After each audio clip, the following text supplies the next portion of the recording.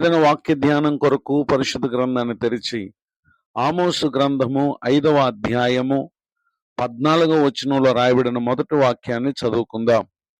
మీరు బ్రతుకున్నట్లు కీడు విడిచి మేలు వెదకుడి. చదవబడిన ఈ వాక్య భాగంలోని దీవెన నా ప్రియులకు మీరందరూ పొందుదురుగాక. విశ్వాస జీవితంలో యేసుక్రీస్తు ప్రభు ద్వారా మనకు అనుగ్రహింపబడినటువంటి జీవమును పొందినటువంటి మనం ఏమాత్రం కీడు చేయక మేలును లేక మంచిని మనం వెదికే వారంగా ఉండాలి. ఆ మంచిని మన జీవితంలో చేసేటటువంటి వారంగా ఉండాలి. ఎప్పుడైతే మనం ఆ విధంగా ఉంటామో 14వ వచనంలో రాయబడిన ఆఖరి మాట, దేవుడును సైన్యములకు అధిపతియగునగు యెహోవా మీకు తోడుగా ఉండును అని ఇక్కడ ఇశ్రాయేలు ప్రజలకు ప్రవక్త అయినటువంటి ఆమోస్ గారి ద్వారా ప్రభువారు వాగ్దానం చేయటను మనం గమనించగలం. ఈ మాటలు వింటున్నటువంటి నా ప్రియ సహోదరి సహోదరులు, దేవుడు మనకు తోడుగా ఉండాలని మనం ఆశపడుతున్నాం, కానీ కీడును మనం జరిగించేటటువంటి వారంగా ఉన్నాం. అంటే చెడ్డ వాటిని మనం చేసేటటువంటి వారంగా ఉన్నాం. అలాంటి జీవన విధానం మన జీవితంలో ఉన్నప్పుడు దేవుని తోడు మనకు ఉండదు గనక మనం నిశ్చయముగా ప్రభు అనుగ్రహించేటటువంటి సహాయాన్ని మనం పొందలేం.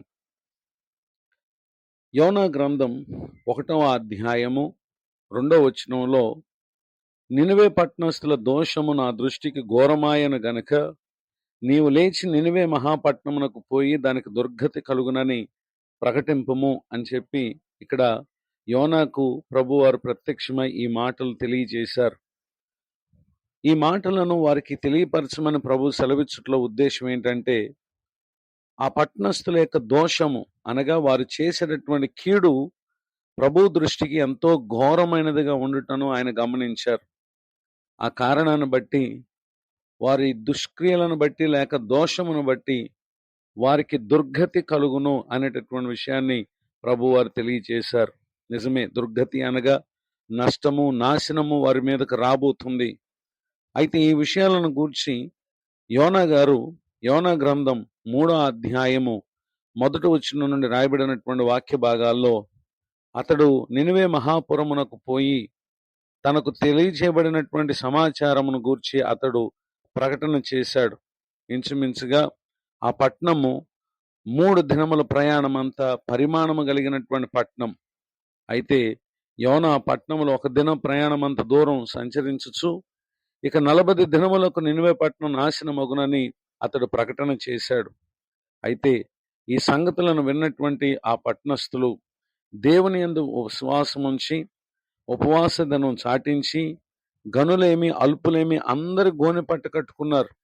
ఆ సంగతి విన్న ఆ పట్టణపు రాజు అతడును తన సింహాసనం మీద నుండి దిగి తన రాజవస్త్రాలు తీసివేసి గోనె పట్టు కట్టుకుని బూడిదలో కూర్చున్నాడు.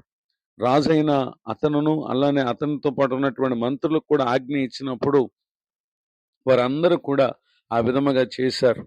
అయితే ఈ రాజుగారు తన మంత్రులకు ఏమని ఆజ్ఞిస్తున్నారంటే, ఒకవేళ దేవుడు తన మనసు త్రిప్పుకొని పశ్చాత్తాప్తుడై మనం లయము కాకుండా తన కోపాగ్ని చల్లార్చుకున్నాను గనక మరి మనుషులు గాని, పశువులు గాని, ఎద్దులు గాని, గొర్రెలు గాని మేత మేయకూడదు, నీళ్లు తాగకూడదని వారి కఠిన ఉపవాసాన్ని ఉన్నారు. రెండోదిగా తమ దుర్మార్గములను విడిచిపెట్టారు. బలాత్కారాన్ని మానివేయాలని తెలియపరిచాడు. ఈ విధముగా అతడు ఈ విషయాలను తెలియపరిచిన పిమ్మట 10వ వచనంలో, ఈ నినివే వారు తమ చెడు నడతలను మానుకున్నారు. అయితే మొదట వారి దోషక్రియలు చూచిన దేవుడు వారు తమ చెడు నడతలను మానుకున్నట కూడా చూచి ఆయన పశ్చాత్తాప్తుడై వారికి చేయదనని తాను మాట ఇచ్చిన కీడు చేయక మానెను.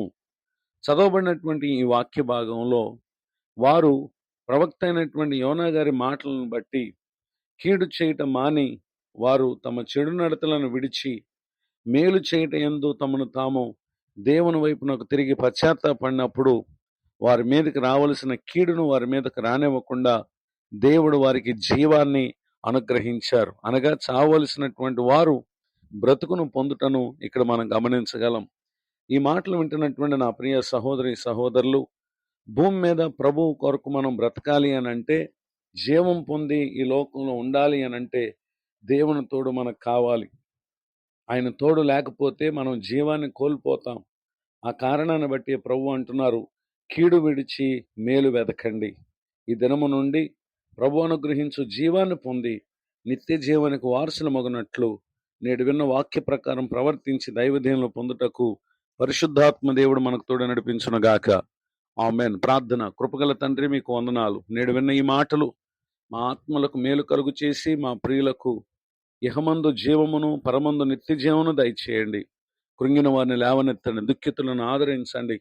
పలు సమస్యల చేత జీవ మరణముల మధ్య ఎంతమంది అయితే ఉన్నారో వారందరిని దర్శించండి. నూతన సంవత్సర దయాకిరీటాన్ని పొందిన ప్రియులను దీవించండి. దైవజనులను, వారి కుటుంబమును, సేవా పరిచయను దీవించండి. నేటి దిన ఆశీర్వాదములు మా ప్రియులకు సమస్త విషయాలు అనుగ్రహించి మేలు చేయమని యేసుక్రీస్తు నామములో ప్రార్థిస్తున్నాను తండ్రి. ఆమేన్. తండ్రి, కుమార, పరిశుద్ధాత్మ దేవుడు తోడు నడిపించునుగాక. ఆమేన్. నేడు